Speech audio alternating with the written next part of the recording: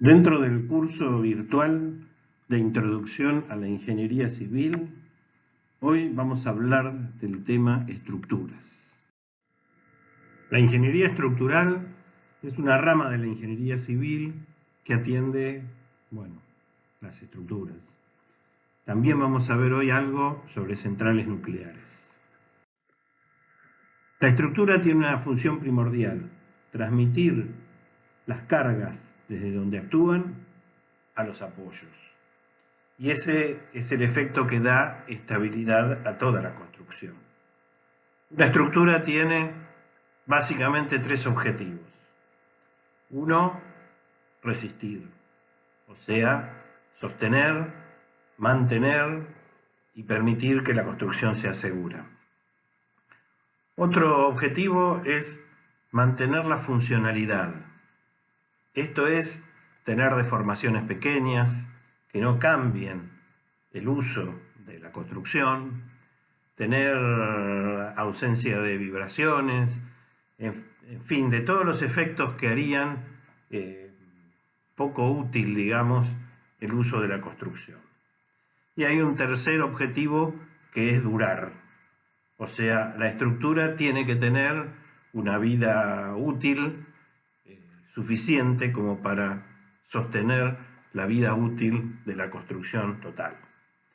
Y tenemos un claro ejemplo de lo que es una estructura con la Torre Eiffel que vemos acá.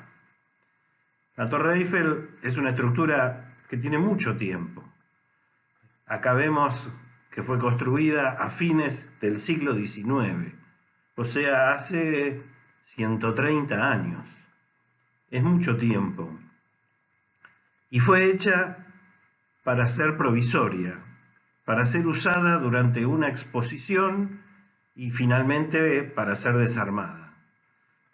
Recibió muchísimas críticas, muchos dijeron que era un adefesio, que afiaba la ciudad, que era insoportable verla, y esto se refleja en esta caricatura donde se lo ve a Gustavo Eiffel, su constructor, ridiculizado porque hacía una obra que se llamaba faraónica, algo que no se le encontraba sentido. Bueno, finalmente ha tenido mucho sentido. Hoy es el símbolo de un país. Es impensable que alguien desarme actualmente la Torre Eiffel. La Torre Eiffel es una estructura que ha resistido, que ha mantenido su función y que ha durado y va a seguir durando en la medida en que se la mantenga adecuadamente. La ingeniería estructural no hace cosas que están tapadas, digamos, muchas están expuestas, como es el caso de la Torre Eiffel.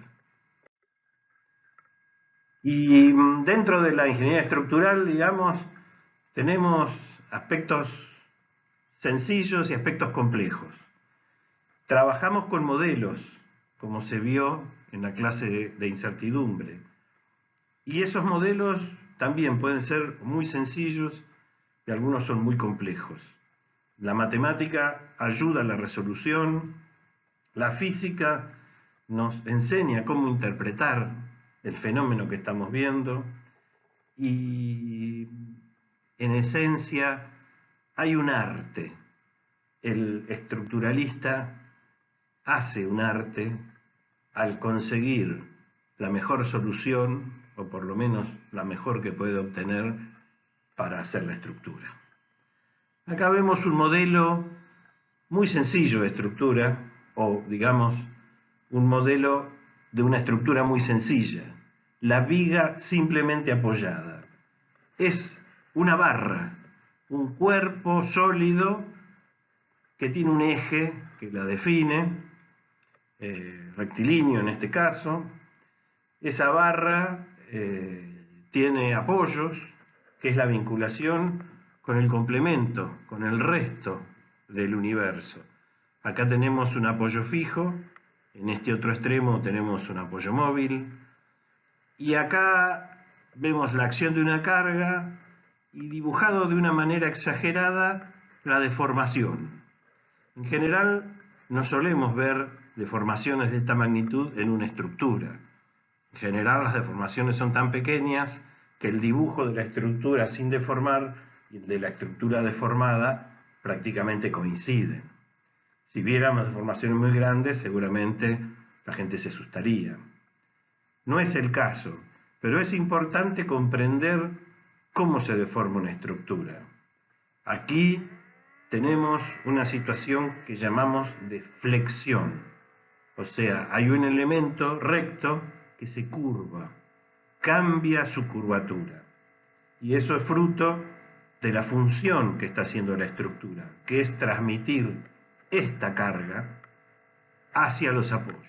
La mitad de la carga se transmite a este apoyo, la otra mitad se transmite a este otro. Y este ejemplo sencillo nos ilustra un poco cómo se interpreta, cómo se evalúa, cómo se modela una estructura. Las estructuras provienen, digamos, de hace mucho tiempo atrás. En realidad nacieron casi con la civilización. Acá vemos un arco, que fue la solución que se encontró en la antigüedad para construcciones de piedra que necesitaban dejar un espacio vacío abajo. El arco tiene varios componentes. Acá vemos, por ejemplo, en su punto superior está la clave. Después, una serie de piezas llamadas dovelas van describiendo la forma curva hasta llegar, digamos, al apoyo. Existe un extrados, que es la parte externa. Existe también un intrados, que es la parte interna. Tenemos una flecha, que es la medida de la amplitud del arco en sentido horizontal. Tenemos una luz, que es con la forma en que se nombra la distancia que permanece vacía abajo de la estructura. Y acá en este caso hay un contrafuerte también, porque la estática nos explica cómo es el camino de las fuerzas. Dijimos que la estructura transmite las cargas de donde se producen, en este caso son cargas de peso, son cargas gravitatorias. Esas cargas que están arriba de este vacío son transmitidas por la estructura hasta el apoyo, y en este caso el contrafuerte hace de apoyo lateral. Las construcciones ahora se las ve esbeltas, formadas por elementos de espesores reducidos, de dimensiones reducidas, pero en la antigüedad se empezó haciendo la estructura como haciendo un hueco en un sólido. Y eso hizo que, digamos, los interiores fueran pequeños. Sin embargo, el avance del arte, el avance de la técnica, de la construcción, permitió tener cada vez espacios más amplios. Acá vemos el Panteón de Agripa. Agripa fue como un intendente, como un jefe de gobierno de Roma, en la época de Julio César. Agripa, de hecho, era amigo de Julio César. Esta construcción empezó en el año 70 a.C. En el año 110 fue ampliada. Y en ese momento pasó a ser un récord mundial. Era el edificio con más espacio libre entre sus muros exteriores. Tenía casi 43 metros libres de borde a borde. Y esto fue un récord que se mantuvo hasta que la cúpula de la Catedral de Florencia, por unos pocos centímetros de espacio interior, se lo sacó. Pero habían pasado 15 siglos. Es un edificio con una muy estudiada arquitectura, tiene unas dimensiones muy armónicas y me gusta siempre mencionarlo como ejemplo de cómo, aún teniendo recursos técnicos muy limitados, se puede hacer construcciones muy eficientes y muy útiles. El panteón no tiene ventanas, pero se ilumina y se ventila por un óculo, una abertura en la parte superior, que acá se ve pequeña, pero tiene 9 metros de diámetro, y que le da habitabilidad, digamos, a todo este espacio. Panteón es un término latino, significa templo de todos los dioses, y para los romanos políticamente era muy importante, ya que ellos anexaban pueblos y bueno, los dioses de esos pueblos también venían al panteón. En el panteón había lugar para todos y seguramente la arquitectura lo permitía. Pero modernamente tenemos otro tipo de espacios cubiertos con otras tecnologías. Acá vemos un estadio construido en Durban, Sudáfrica, en ocasión del Mundial de Fútbol.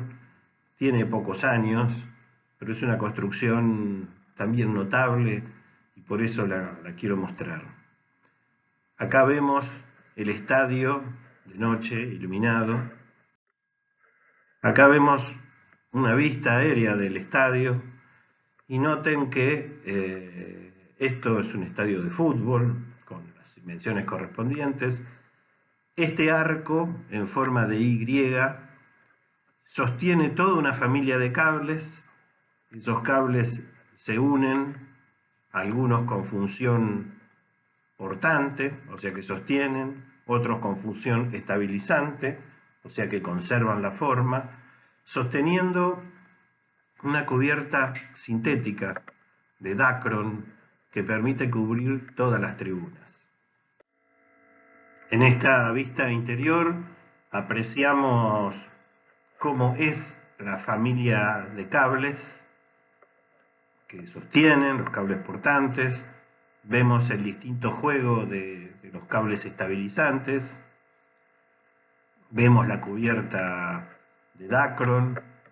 Vemos cómo las tribunas están adecuadamente cubiertas. Es una construcción notable en las soluciones estructurales y en general también en la arquitectura que se le ha dado. Nosotros en Argentina también tenemos un estadio hecho con una tecnología parecida. En este caso es una estructura traccionada, formada fundamentalmente por una mayoría de cables y algunos elementos solicitados a compresión, que son tubos. El Estadio Único de La Plata tiene esta cubierta que acá vemos. Acá, digamos, algunos cables están disimulados en estas pasarelas, pero realmente lo que hay es un gran espacio, un muy amplio espacio, sin ningún apoyo intermedio, aprovechando esta configuración de la cubierta. Acá vemos, durante la construcción, se utilizaron apoyos provisorios, en fin, en toda estructura no solamente hay que pensar cómo queda cuando está terminada de construir, sino también cómo van a ser todos los pasos intermedios, ya que cada paso intermedio, donde la estructura no está completa, igualmente tiene que ser estable y tiene que tener limitadas sus deformaciones. Y acá tenemos otro tipo de estructura. Esto es un puente más antiguo. Esto es una obra contemporánea con los trabajos de Eiffel, pero en este caso hecho en España. Y acá vemos una combinación de estructura donde tenemos un arco que aprovecha la posibilidad de tener un apoyo firme en la roca y que sostiene un tablero que en este caso se le dice superior, porque está por arriba del arco. Con su estructura intermedia, el tablero es donde circulan los vehículos, o sea, donde se cumple la función de ser un puente. Existen otros arcos, este es un arco más moderno, está sobre el río Danubio, en Bratislava, que es la capital de Eslovaquia. Es un puente verdaderamente hermoso, con una estética muy bien lograda, hecha en un astillero construido completamente en acero y transportado sobre barcazas hasta el lugar de emplazamiento. Acá vemos otro puente en arco, no piensen que todos los puentes son en arco. En este caso, el tablero es un tablero intermedio, porque no es ni tablero inferior ni tablero superior, pero hay un juego de fuerzas muy interesante en estos triángulos aquí que se hacen, ya que en este caso el arco no tiene la roca para el apoyo firme, pero aquí, mediante una técnica de diseño muy bien estudiada, se consigue el autoequilibrio de las fuerzas horizontales. Y bueno, siguiendo con los puentes, acá tenemos otra estructura contemporánea de la Torre Eiffel. El puente sobre el Fort, muy cerca de la ciudad de Edimburgo, la capital de Escocia. Este es un puente ferroviario, el primer puente del Fort. En este momento hay 3 puentes y es un puente para uso exclusivo del ferrocarril. Acá podemos ver una explicación del funcionamiento estático del puente. O sea, acá el tronco de estas personas representan a las torres principales. Acá tenemos una silla que representaría la viga de unión entre las estructuras principales, los contrapesos, estos elementos que están trabajando a compresión, los brazos de estos hombres que están trabajando a tracción. Es una forma bastante gráfica de explicar en la época, piensen que esta foto tiene 130 años, cómo era el funcionamiento estructural del puente. Siguiendo con los puentes, acá tenemos el puente Sutong, hecho sobre el río Yangtze en China, que fue, ya no lo es más, récord en cuanto a su luz principal. Este puente tenía 1088 metros entre los pilones, que son las torres principales. Le sacó el récord el puente a la isla Ruski, que es el que ustedes vieron cuando el ingeniero Gittelman mostró su presentación hace un par de semanas. Nosotros también tenemos en nuestro país algunos puentes importantes. Acá vemos el puente de Rosario Victoria sobre el río Paraná, al lado de la ciudad de Rosario. Es un puente sostenido por obenques, por estos cables que los españoles llaman tirantes. Es un puente, digamos, también esbelto, aunque el tablero y los pilones son de hormigón armado. Acá vemos otra vista. Este puente guarda una cierta desproporción porque su tramo principal, la luz principal, esta, es un poco desproporcionada con las luces secundarias, las luces laterales.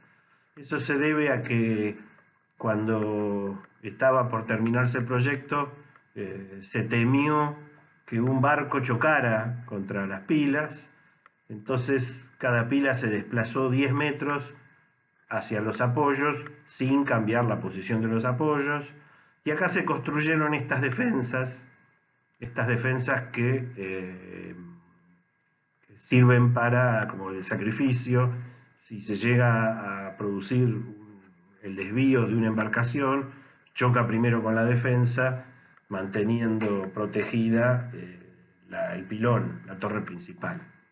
Noten que estas defensas están de un solo lado, y eso se debe a que la corriente del río se dirige para nosotros de izquierda a derecha. Un barco que navega contra la corriente tiene mucha más posibilidad de gobierno que el que lo hace a favor de la corriente. Entonces se juzgó que no era necesario hacer las defensas del otro lado, ya que estas defensas resultaron muy costosas, costaron lo mismo que toda la torre que está protegiendo. Bueno, y siguiendo con esta línea de puentes, acá tenemos el Golden Gate, que está en la bahía de San Francisco. Es un puente suspendido, es un puente que se construyó incluso antes que el Tacoma, que ustedes vieron en su colapso. Tiene, a diferencia del Tacoma, tiene un tablero mucho más ancho, tiene 3 carriles en una dirección, 3 carriles en otra, más unas veredas muy anchas para peatones, y tiene esto que se ve acá, es una viga de rigidez bastante alta, muchísimo más alta que la viga de rigidez que tenía el puente Tacoma. Este puente tiene un poco menos de 1200 metros de separación entre sus pilones, entre sus torres principales, con lo cual es una luz muy significativa, sobre todo considerando que el puente fue hecho en 1937.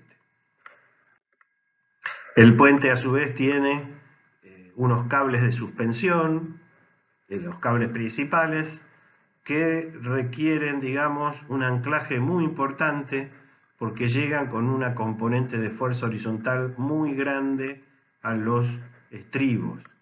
Estribo es el arranque del puente. De modo que acá hay toda una obra muy grande para resistir la fuerza horizontal. Pero veamos acá, la estructura está cumpliendo su función, porque las cargas que están acá sobre el vano principal son trasladados por la estructura a las fundaciones de las torres principales y a las fundaciones de los estribos.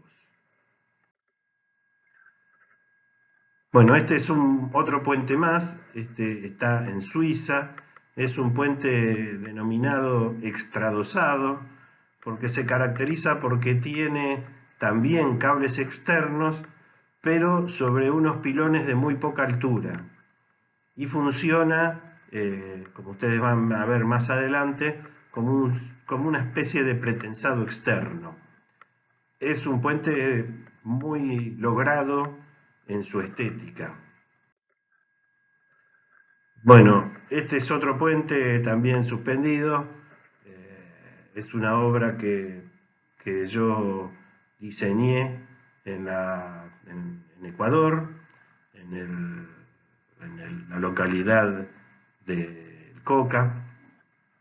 Tiene un sistema muy parecido, está hecho, digamos, pensando en el método constructivo. Acá está el derrick que iba armando el tablero a medida que se avanzaba sobre el vano en el río. El mismo puente se ve acá terminado, es un puente atirantado, y este río, el río Napo, es un afluente del Amazonas. Esto desemboca finalmente en el Atlántico después de atravesar Perú y Brasil. Acá vemos otro tipo de construcciones que se caracterizan, digamos, por las acciones del entorno. Esto es la base Belgrano 2 en la Antártida. Es la base argentina que está más cerca del polo. Está muy cerca del polo, a unos 1000 kilómetros más o menos. Para que tengan una idea de lo cerca que es, está a 2000 kilómetros de la ciudad de Ushuaia. Es una base que está hecha sobre un nunatak, que nunatak es una palabra esquimal que se refiere a una punta de montaña, la cima de una montaña que aflora en el hielo. O sea, todo el hielo que rodea a este nunatak es un glaciar. Y acá lo que se ve es un afloramiento de piedra. Entonces la noticia es que en este lugar hay piedra. La Antártida es el desierto más grande que hay en el mundo, es un lugar tremendamente hostil. Aquí en esta base hay vientos de hasta 300 kilómetros por hora, inimaginables para alguien que esté en el exterior en algún momento. Y en esta base era necesario colocar una antena satelital.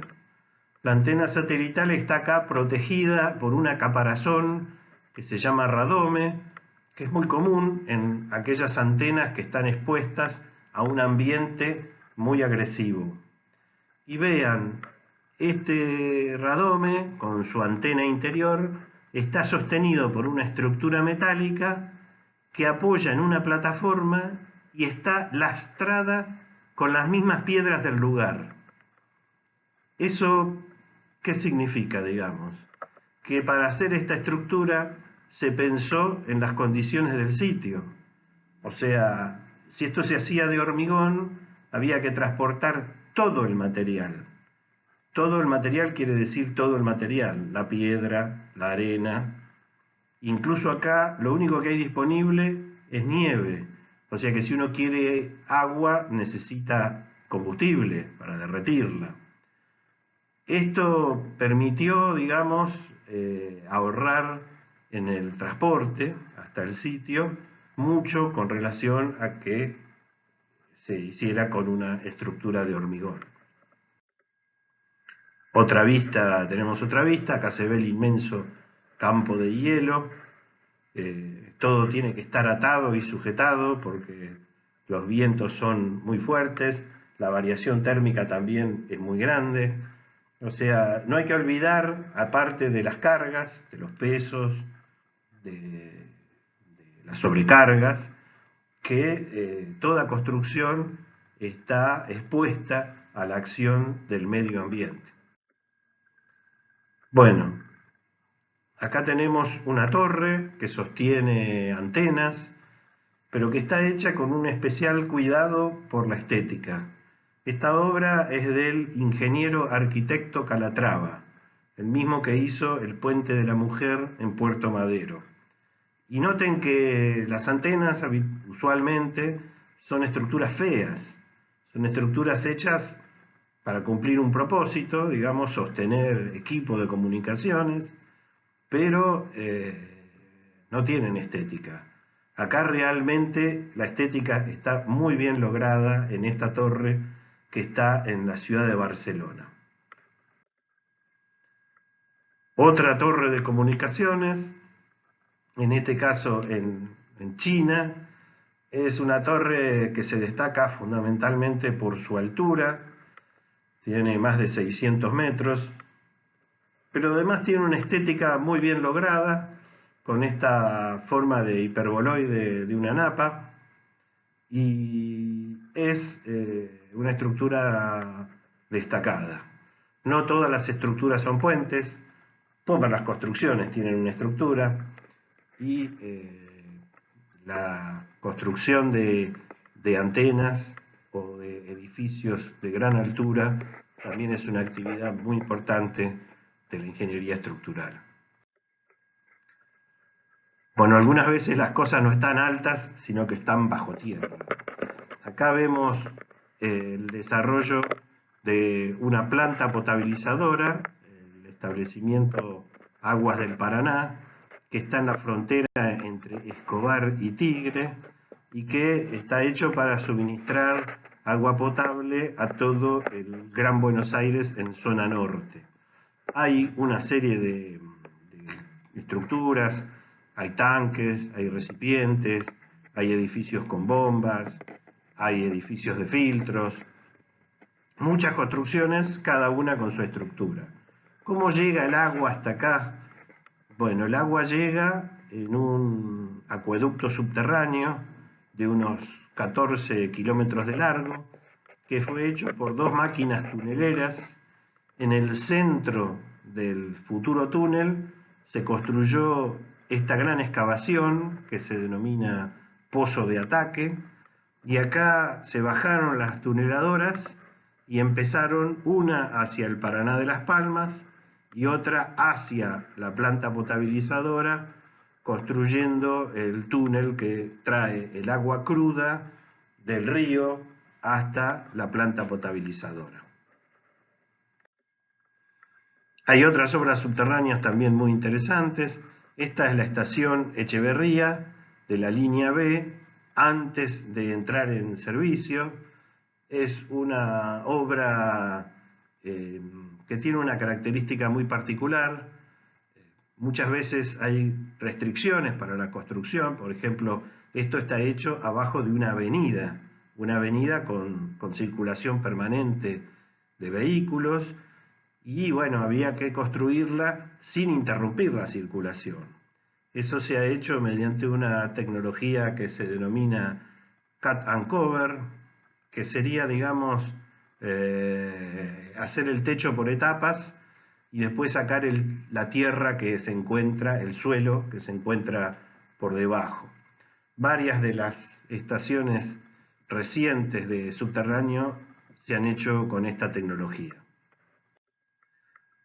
Bueno, y habíamos hablado de los modelos. Empezamos viendo el modelo de la viga simplemente apoyada, que es la estructura más elemental que hay. Acá tenemos también un modelo, pero bueno, mucho más complejo. Este es un modelo hecho para la excavación de la estación Hospitales, en el otro extremo de la línea H. La estación Hospitales tiene una característica, y es que el suelo está saturado de agua, o sea, hay agua que es el agua de la napa freática, que está casi a nivel del terreno natural. Para hacer la excavación de la estación se necesitaba, digamos, deprimir esa napa, hacer que descienda el nivel del agua superficial, digamos, y permitir trabajar en seco. Acá primero se hizo el techo con la técnica de cut and cover, después se realizó previamente se había realizado este muro que acá vemos en celeste, pero que se hizo colocando unos cilindros que se denominan pilotes. Después se cerró continuo este muro y finalmente había que ir sacando el suelo debajo del techo. Ahora, ¿qué sucede? En una construcción es muy importante que no se caiga el techo, pero aquí se presentaba otro problema, y era que se podía levantar el piso. ¿Cómo es posible eso? Bueno, veamos. En este modelo acá, que está hecho con elementos finitos, o sea, con fragmentos de sólido que se encajan como en un rompecabezas, vemos los distintos colores que corresponden a distintos tipos de suelo. En particular, esta parte verde es la arena del estrato puelchense. Son arenas muy densas y que están tapadas por un estrato impermeable de arcilla. El agua no puede fluir a través de la arcilla, o sea, el agua que está arriba no pasa para abajo, el agua que está abajo no pasa para arriba. ¿Qué sucede?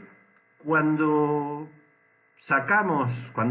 deprimimos el nivel del agua por arriba de la arcilla, este nivel baja, pero el agua que está acá abajo no se entera de esto, porque hay una separación impermeable. Entonces la presión del agua acá abajo sigue siendo la misma que cuando la napa freática estaba acá arriba. Quiere decir que hay un inmenso empuje hidrostático hacia arriba. Si ese empuje es mayor que el peso del suelo que tiene arriba, levanta el piso. Y desde ya, por supuesto, eso produce la destrucción de la obra. Entonces, este modelo fue hecho para estudiar la secuencia de la excavación de tal manera que se pudiera excavar solamente una franja después esa franja revestirla con hormigón, hormigón que después pasaba a ser estructural, o sea que podía tomar las fuerzas ascendentes, y bueno, y finalmente después se completaba la construcción con otras fajas parecidas que iban avanzando en secuencia. Entonces acá tenemos un modelo que permitió, mediante un análisis numérico, un análisis de tipo matemático, predecir el comportamiento y, sabiendo ese comportamiento, buscar una secuencia de construcción segura. Bueno, finalmente llegamos a las centrales nucleares. Son de las obras que más esfuerzo de ingeniería civil requieren. Una central nuclear actualmente, para su diseño, necesita aproximadamente 1 millón de horas de ingeniería, de proyecto. Y eso significa, digamos, bueno, en realidad repartido, 500 000 de horas de ingeniería civil, 500 000 de horas de ingeniería mecánica. A eso se suman también horas de ingeniería de proceso, horas de ingeniería para definir la reacción nuclear que va a hacer funcionar la central. Acá vemos el armado del reactor con la carga de los elementos combustibles, que son estos cilindros que están aquí puestos, desde ya que esto todavía no está irradiado, no está haciendo la reacción nuclear. En estas barras que ven aquí tenemos los moderadores, las barras de los moderadores. Estas son barras equivalentes, no es el mismo caso, este reactor funciona con una tecnología mucho más segura, pero esas barras que se introdujeron bruscamente en el reactor de Chernobyl estaban en estos tubos. Son los que introducen el moderador, que es el que frena la reacción nuclear. Lo que pasó en Chernobyl es que por un error de diseño, que eso fue lo que se ocultó, digamos, las barras del moderador, antes de moderar, aumentaban la reacción, con lo cual por eso provocaron el desastre. Bueno, acá tenemos un esquema básico de funcionamiento de una central nuclear. Esta es un poquito distinta a la de Atucha porque utiliza una torre de enfriamiento en lugar de utilizar el agua de río como refrigerante, pero tenemos acá el edificio del reactor y en el edificio del reactor está, digamos, el reactor mismo y el intercambiador de calor. Todo esto funciona como si fuera una caldera que calienta agua convirtiéndola en vapor sobrecalentado. La diferencia es que en vez de ser una caldera con combustible fósil, es un reactor que consume un material nuclear. Finalmente, el vapor sobrecalentado mueve una serie de turbinas, después es condensado y, convertido en agua, vuelto a inyectar en el intercambiador de calor. Bueno, este edificio del reactor, más todas las instalaciones y sus estructuras de sostén, son lo que dan trabajo a los ingenieros civiles en cada proyecto de una central nuclear, como así también en otras actividades de tipo industrial, plantas de proceso. No solamente hacemos estructuras para edificios, para casas o para puentes. Bueno, hace unos años hubo un accidente importante en Japón, en una central nuclear denominada Fukushima 1. ¿Por qué se llama 1? Porque para distinguirla de Fukushima 2, que fue una central que se salvó. Fukushima 1 fue afectada por un tsunami. El tsunami, o dicho en español castizo, maremoto, es un fenómeno que se produce en concordancia con un terremoto. Un movimiento sísmico genera movimientos muy bruscos en el fondo del mar. Como el agua es un líquido incompresible, salvo en ciertas circunstancias, esos movimientos bruscos generan una ola de magnitud muy grande. La ola viaja a una velocidad muy grande sin que se note mucho, es simplemente una elevación del nivel de agua, pero al llegar a una zona poco profunda se produce una inestabilidad y se arma una ola que rompe con consecuencias catastróficas. Esto es lo que le pasó a Fukushima 1. Llegó una ola para la cual la central no estaba preparada. Esa ola inundó los equipos de generación eléctrica de emergencia y además inundó las instalaciones. Como la central no recibía energía, porque un terremoto previo había determinado que se la sacara de servicio y que también salieran de servicio las líneas de alta tensión que la comunicaban con el resto, la planta se quedó sin refrigeración. Y al quedarse sin refrigeración, el combustible nuclear salió de control y se produjo un accidente porque se generaron gases, en particular hidrógeno, y eso dio origen a explosiones. Y bueno, ¿qué nos pasa? Nos falta más ingeniería. Es necesario, digamos, rever algunos procedimientos. En este caso, la ola máxima producida por un tsunami había sido considerada, pero en forma errónea. Se consideró una ola mucho más chica, que no pasaba de los 4 metros de altura, y finalmente, con el efecto dinámico del choque, la ola que llegó tenía casi 15 metros de altura. Pero bueno, se están tomando medidas para que el fenómeno no pueda volver a repetirse. Porque bueno, en general, este tipo de situaciones tiene consecuencias, ¿eh?